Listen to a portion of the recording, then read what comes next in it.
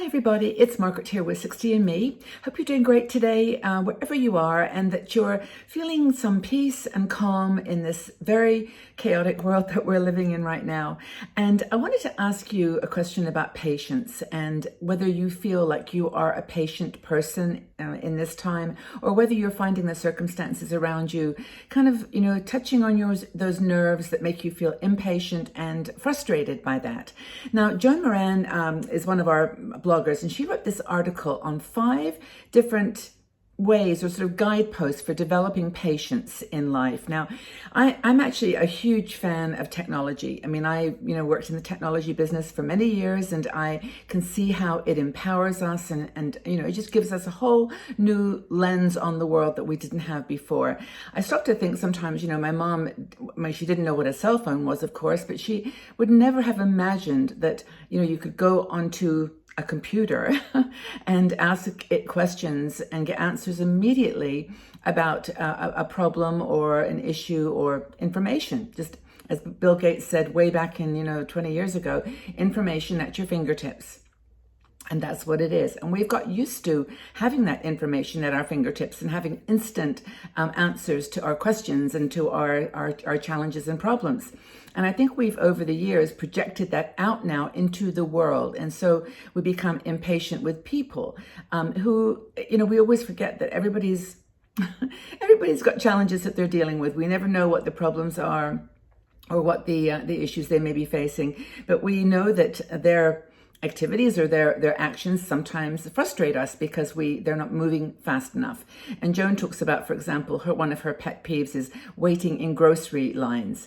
Now, to be honest with you, I actually love waiting in line. I know that sounds ridiculous, but I just love the energy of children running around, spinning around their parents, and everybody trying to get moving along, and I love people watching. I guess I'm a people person, but she says that she's used to now moving things quickly, and she gets impatient when people are taking more time than she wants them to take. We're kind of conditioned ourselves to answer the phone on the first ring. Get that phone call, let's deal with it, move quickly. Or someone's like, well, I sent you a text like 10 minutes ago. Did you not see it?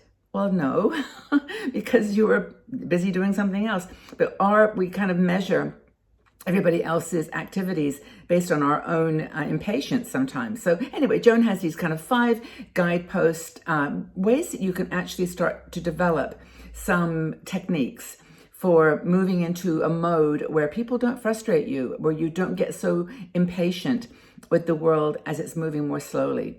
I particularly find this when I'm traveling. I think if you live in a sort of a developed country where things are very easy to get access to quickly, you sometimes forget that things move a little bit slower in places where there's not that infrastructure. You sometimes have to relax a bit. I remember when I traveled in India, and it was kind of a joke that whenever you wanted something and the shopkeeper didn't have it, or it was just they didn't have the thing you particularly wanted, they would go, no problem, 20 minutes. And that was like their thing, that everything can be solved in 20 minutes. And you're thinking, 20 minutes? That's like that's like forever. But for them, it was like 20 minutes was like you could solve the problems of the world. But anyway, we all got our ways that we have moved through this patience and frustration, and now moving into something that's more manageable. So the first thing that Joan talks about is just simply letting go.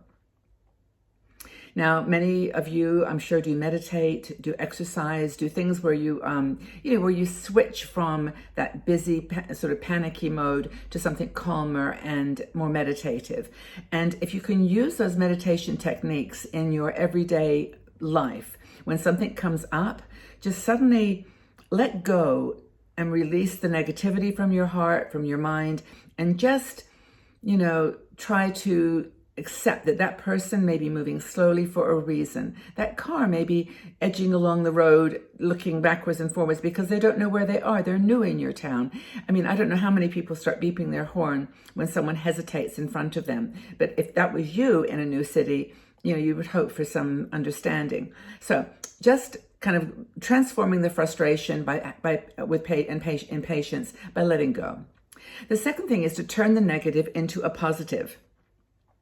I think I mentioned, like, in the grocery store where I kind of like people watching Starbucks. I just love watching people queuing up and moving along and, kind of reset your intention so that you're actually, looking for the interesting things that might happen by having to wait in line, or by having to learn to be patient with a child, or be patient with a person who maybe has a disability, or someone that's needs some support and help. And she's made a note to shine a light on your family and their needs. It's so easy to be impatient with people that we're closest to, because we think, oh, well, they understand us. They know that we know our text messages need to be answered in 10 minutes or 10 seconds. But just shine a light of positivity and love onto that. In fact, do everything with love. I saw a poster for that the other day, and it just like, that's a great piece of advice. Do everything with love. So learn to adapt with patience. Now, adaptation and learning to adapt, they've discovered this is through research, it's obvious, is the people that are living longer, living happier, healthier, more positive lives, more confident lives, are ones that have learned to adapt to situations. Now, there's nothing more dramatic and, visible proof of that than the situation that we have gone through with the COVID and this pandemic. We have learned to adapt to a world that is not something in our case, is 60 plus years. We've never had to deal with this. And so we're learning to adapt. And in a way, you have to detach yourself from the situation in order to perceive a pathway through it. And, there's some obviously easy things we've learned how to do. We've adapted to not traveling and going online to experience new places around the world. I've got books that I just dive into because I just miss travel. And I try to do little train journeys and staycations near my home because I just like that experience of packing a suitcase and going somewhere. But we've learned to adapt with food, with cooking, with learn to adapt with new ways of communicating with each other. It's just been an adaptation process. But this is another one that Joan says is a good guidepost for eliminating or softening impatience, by being more patient, by just simply, not letting that stress level increase, but just see how you can work through it. Better relationships. Well, she says that personal growth will actually occur. There was just that code. That personal growth will happen if you can deal with patience and transform it into something else. And in doing that, guess what? You'll just find that people that you were maybe disagreeing with or that you were impatient with have something else to teach you. Maybe you can learn from that relationship and deepen it. And I think that's a really powerful benefit of learning how to, not expect things to happen so quickly, to see that there's a process and sometimes takes time to unfold. I remember, actually, now that I'm saying these words, I think about my children and how as a child, I didn't have it very much at all. We lived a very simple life, and I didn't have a lot of toys. I had lots of books from the library. That was my thing, but I didn't have a lot of toys. And when I had my children, I found myself getting them things they wanted, quickly. Like if they say, oh, well, Mom, I'm really loving these drums. Let's get you a drum set, and I would get, and just found myself, wanting immediately to gratify their need. And of course, 10 minutes later, nobody wants to play drums anymore. They're into saxophones or they're into football, whatever. But the story. The story is that you sometimes want to make it easier for your family and your children, particularly, when they're younger, to have what they want. And not to be impatient at all, not to learn the value and the powerful self-growth capability of being patient, and learning not to be so impatient with people that don't fit into that flow. So I guess what Joan is saying here is just, go with this flow. The world's not shifting. It's going to be moving at a probably faster pace than we've ever imagined. But we've got to find some ways through meditation, through awareness, through shifting our perception about waiting for things and being patient with process, knowing that, that's all going to help us to be calmer, stronger, more balanced people. I think it's super important. So what do you do to reduce stress and reduce impatience in your life, to become a more patient person? What do you do? Do you have any secrets you can share with us? Maybe it's a mantra. Maybe it's a memory. Maybe it's just a word. something that calms you down. Or maybe it's just remembering the words that we're talking about here and just learning that patience can be a virtue. I think that's the phrase. And also that there's a reason for that phrase, that it can teach you how to go deep inside, be accepting of others, be accepting of your world, and adapting to it.